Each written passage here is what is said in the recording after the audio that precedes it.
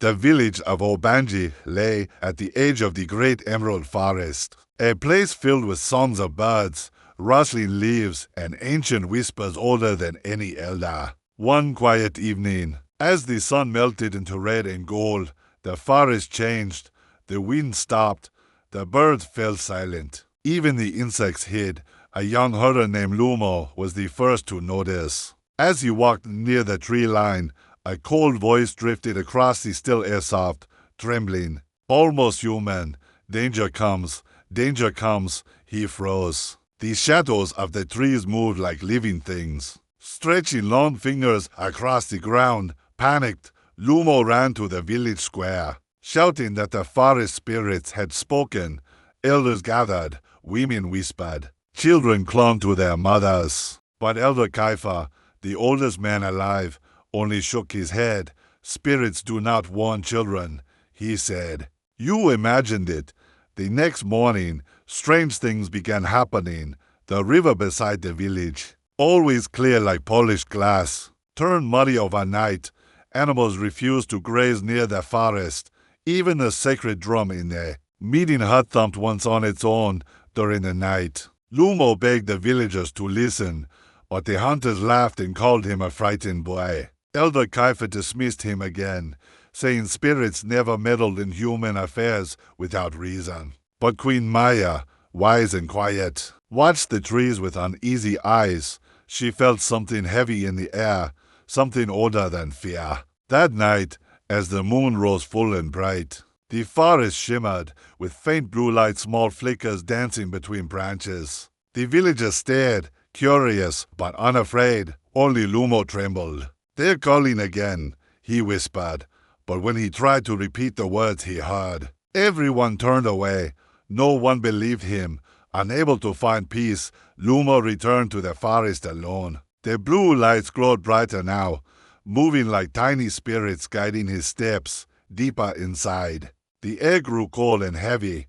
The leaves rustled without wind, forming soft, eerie whispers. He reached the old spirit tree, a massive trunk carved by time, roots spreading like a giant's hands. There, glowing symbols appeared on its bark, shifting like firelight. Lumo reached out, and suddenly a sharp whisper pierced the silence. Protect the village before the hunger awakens. He stumbled back, heart pounding. What hunger? What danger? He asked. The lights gathered, swirling around him like a glowing storm. One formed the shape of a tall, shadowy figure before fading.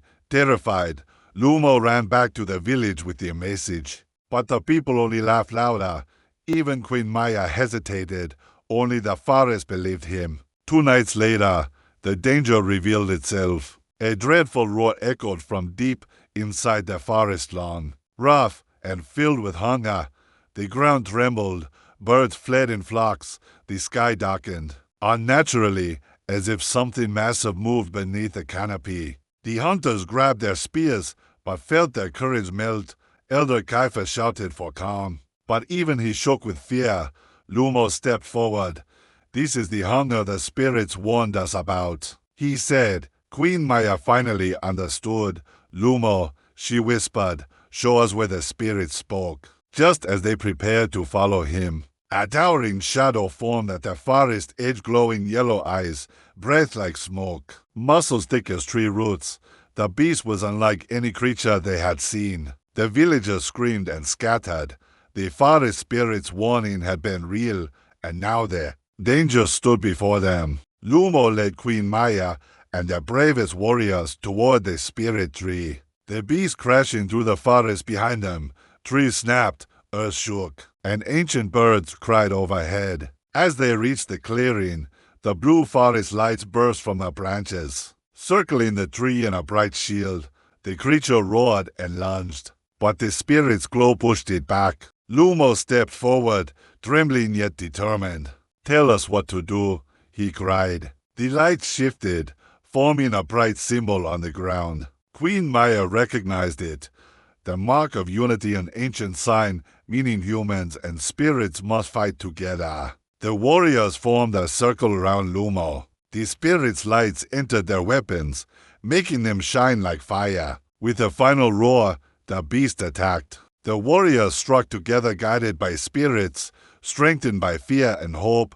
The creature fell, shaking the earth. When the beast collapsed, the forest grew calm again. The blue lights floated peacefully, warming the clearing with gentle glow.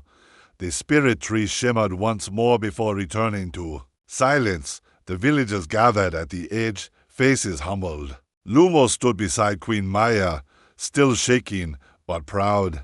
Elder Kaifa stepped forward with lowered head. "You spoke truth," he said quietly, "but we did not listen." The forest spirits whispered one final message, soft as wind through leaves, a warning ignored, becomes a danger invited. From that day, the villagers treated every sign, every whisper of the forest with respect. They honored Lumo as the boy who heard what others refused to hear. And the moral of the tale spread far beyond Obanji.